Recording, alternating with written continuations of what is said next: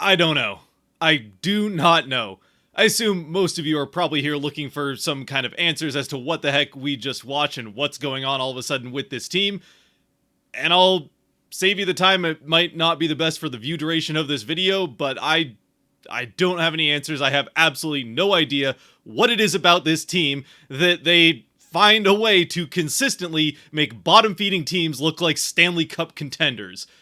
But here we are, the fourth game in a row against one of those teams in the West that the Kraken have looked terrible against and lost, as they fall 3-1 to the Chicago Blackhawks. So what's cracking, everybody, and welcome back to Kraken R&R, where the Kraken go out for a nice, relaxing, holiday public skate in Chicago, while the Blackhawks play a hockey game around them. Just real quick, though, before we get more into whatever that is that we just saw, in case you're here looking for more about the Kako trade specifically, I already did a full video about that, so we're not going to really be talking much about that trade. Kako does end up playing in this game for the Kraken. He gets right onto a plane, leaving the Rangers off of it, and basically right into this game for the Kraken. So, yeah, there were definitely points where, especially in transition, he didn't really seem to have much of an impact on this game in transition. Clearly not at all familiar with the Kraken systems or having played with anybody other than playing a few games with Tolvanen with Finland's junior team a few years ago, actually quite a few years ago now. So yeah, I think it's excusable that the transition part of the game wasn't necessarily one he had a lot of impact on. He did play pretty well with the puck when he had it. He used his size to get the puck along the boards and win some of those battles, which is something that Kraken could use more of. So I think he had a decent game overall, and quite honestly, even if he was playing within the systems, it would have been hard to tell, since although sure, there were points in the game, especially in the neutral zone, where it didn't necessarily seem like he knew what was going on, or at least what to expect from his teammates, not knowing the systems and all that. Well, to be quite frank, it didn't seem like anybody on the Kraken were playing with a purpose or having any idea what to expect or what was going on. They all looked like a bunch of random dudes out there that were playing together for the very first time, like Kako quite literally was. With maybe the one exception of the right line, who continue to be the only consistent positive part of this team. And this game gets off to a bad start for the Kraken right away, as the first period as a whole is a complete unmitigated disaster for the team, as quite frankly, it's a complete miracle that the Kraken get out of the first period without having even given up a single goal. It probably should have been 3-0 at least by the end of the first. Instead, those 3 goals for the Blackhawks will come later in the game. And we certainly don't have time to go over every big mistake the Kraken make in this first period alone that should have led to a Blackhawks goal. But just to go over a few, since we'd be here, for at least the 20 minutes of the first period, if not longer, going over each one of those. The first one, though, comes early on in the first period. It's the second shot on goal for the Blackhawks that is saved by Decord, but bounces out to the far side, where one of the Blackhawks players is wide open, just waiting next to the net, and has a completely open net to shoot at with the puck bouncing on him.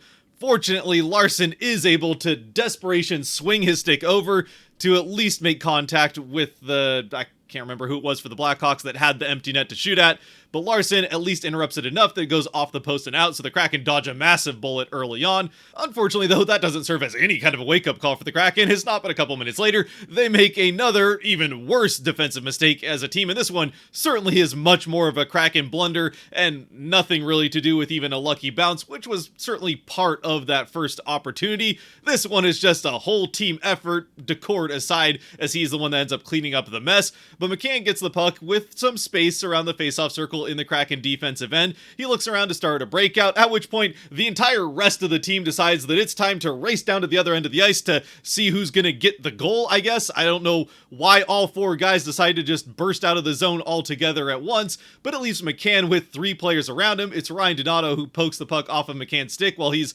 kind of just lazily standing there with it, assuming that nobody's going to try and challenge him. With Donato taking the puck from McCann, that leaves McCann 1-on-3 with 3 Blackhawks. 2 of them get past him as he's flat-footed and facing the wrong direction. So what looked like it was going to be a 3-on-1 quickly turns into a 2-on-0 for the Blackhawks.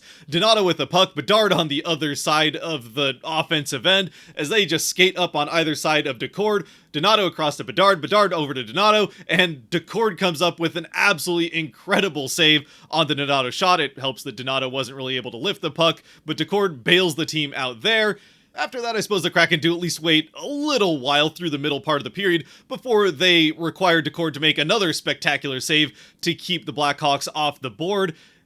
The Kraken not creating anything meaningfully offensively. A few minutes later, as we get into the back half of the first, this time it is a 3-on-1 rush chance all the way through the neutral zone and down into the Kraken end. The only lone Kraken back is Adam Larsson, and to his credit, he does a pretty good job of being the lone defender. The first shot on comes off of Larsson, but gets behind him, and the second shot on as Larsson kind of slides out of the play, having blocked the first one. Decord once again has to make a split toe save on to keep out of the net. So while the screenshot that I picked here makes it look like Larsson isn't quite as much of the play, he does play a big role in shutting this one down, but Decord makes a second spectacular save, as at least at this point anyway. Decord, never mind standing on his head, he might as well be breakdancing in the crease for all that he's done to keep this game scoreless for the Kraken, and I'm not talking about the stuff from the Olympics, I mean like actual real breakdancing. Either way, we're playing off of the standing on the head thing. Either way, Decord has been absolutely lights out keeping the Kraken in this game. It could be, I mean, it already is incredibly ugly at this point in the first period, and we still have plenty of time left. It just hasn't quite gotten to the scoreboard yet.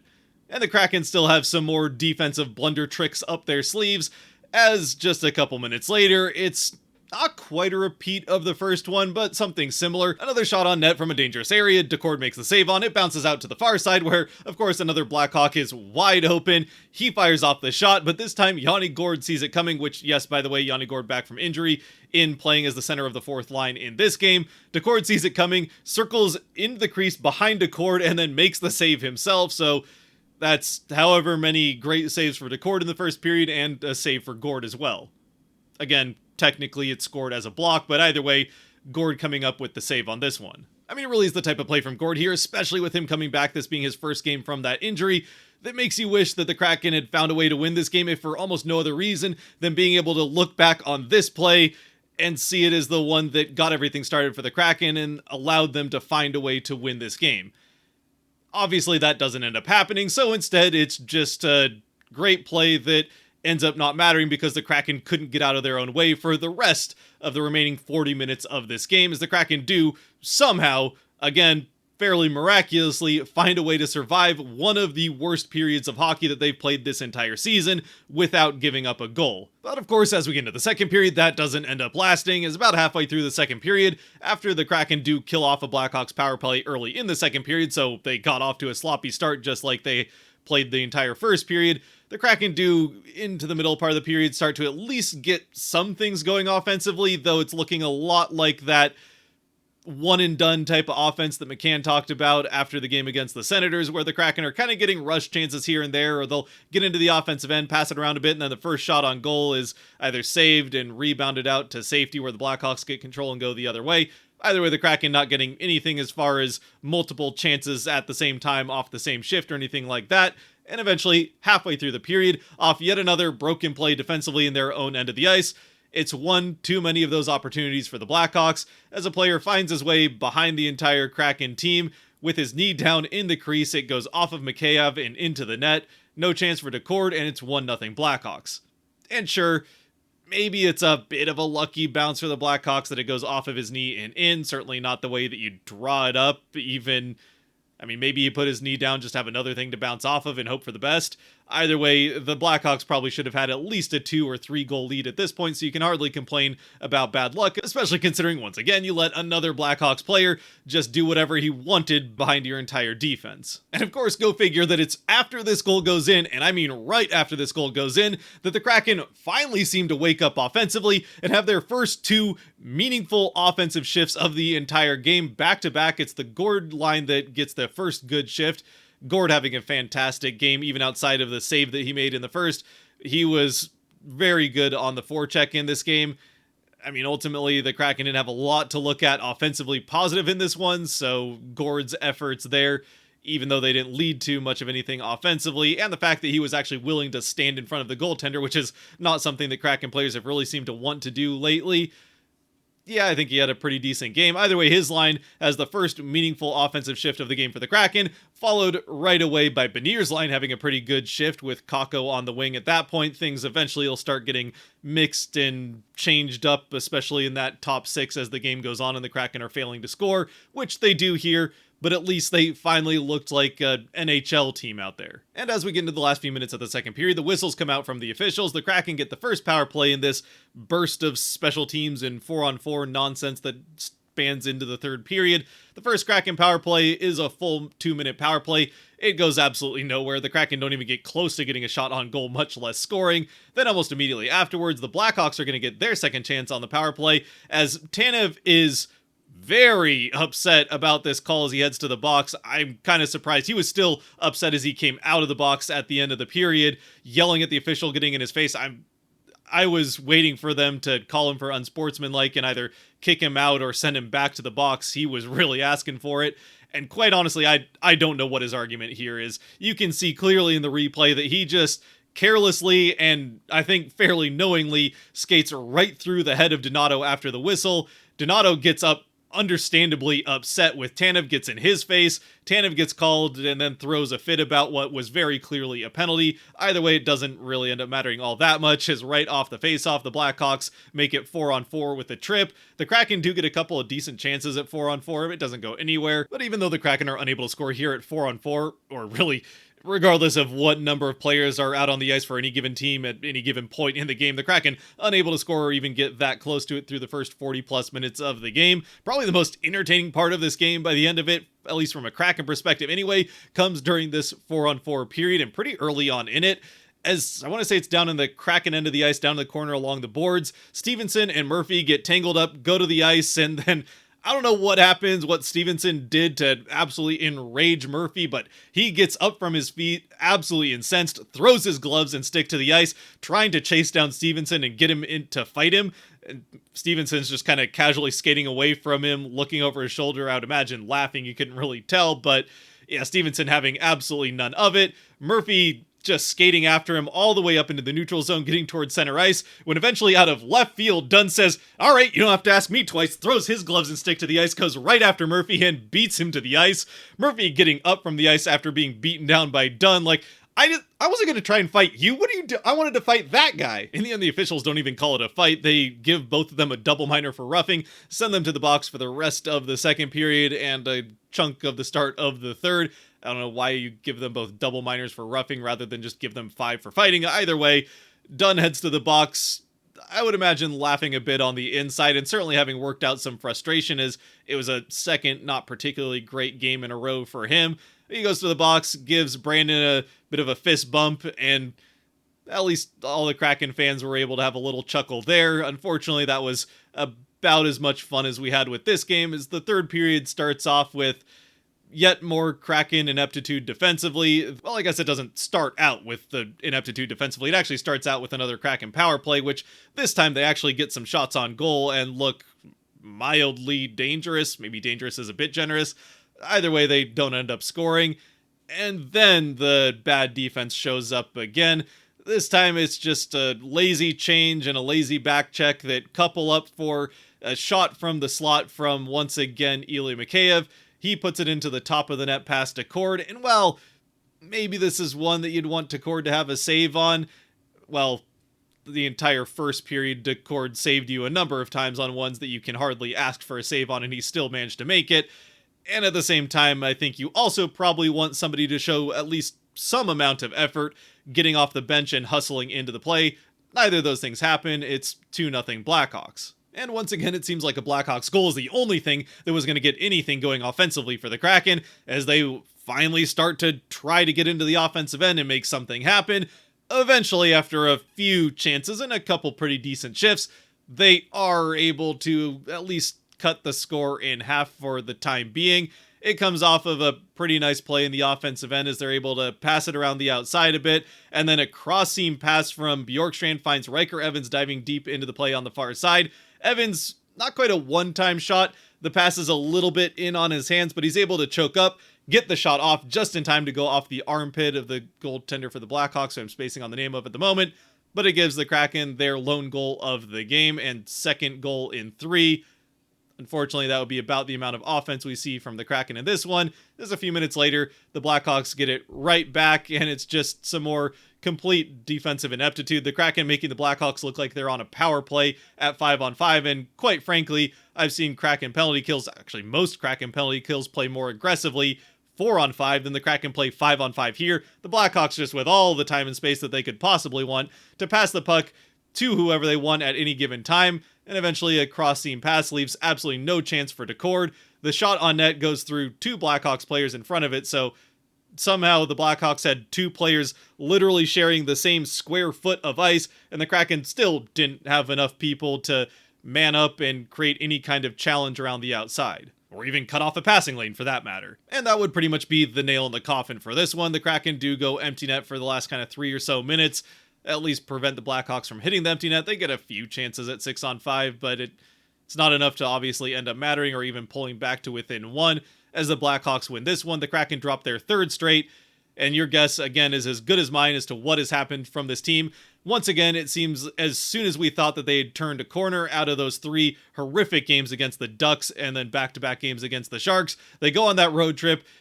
Finally, it seems like they woke up. You'd really wish that it hadn't taken 3 losses against 2 of the worst teams in the NHL to wake up, but they had finally woken up, and then you can forgive the game against the Lightning. It's a good team playing well at the time, but then whatever that was against the Senators, and now this complete and utter mess that looks exactly like that team that they were in those 3 games against the Ducks and Sharks, and against another team that they really have no business losing to.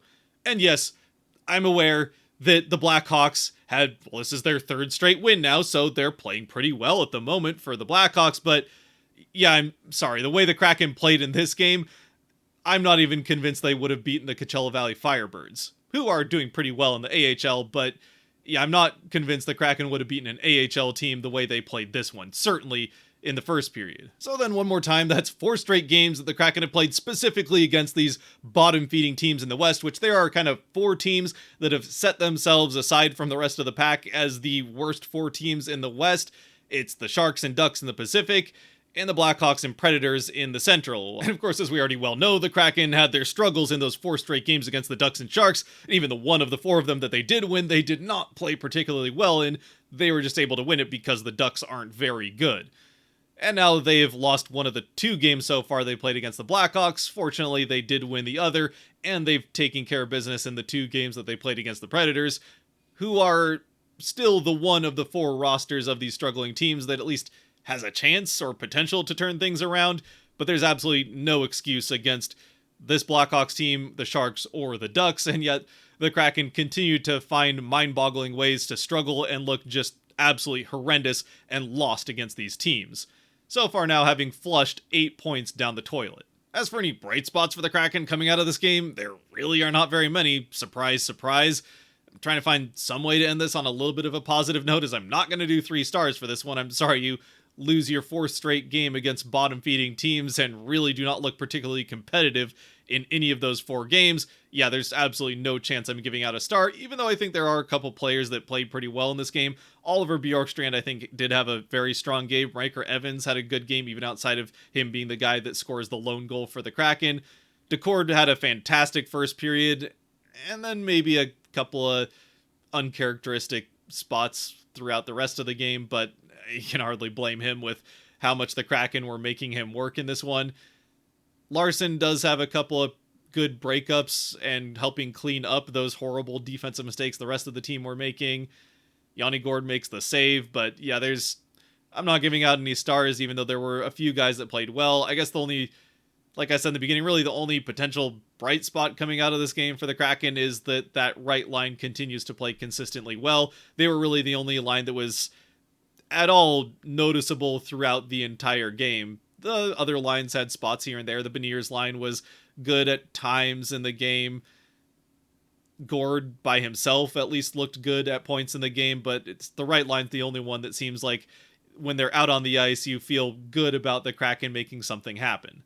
But I don't know. Beyond that, as always, let me know what you think down in the comment section below. I'd love to know what you think is going wrong for the Kraken in these games, what's causing them to just not show up against these teams and cough up points that should be well, not free in the standings, obviously, since the Kraken seem to show up thinking they're going to be free points and then are surprised when they actually have to play a hockey game and then get beat because of it.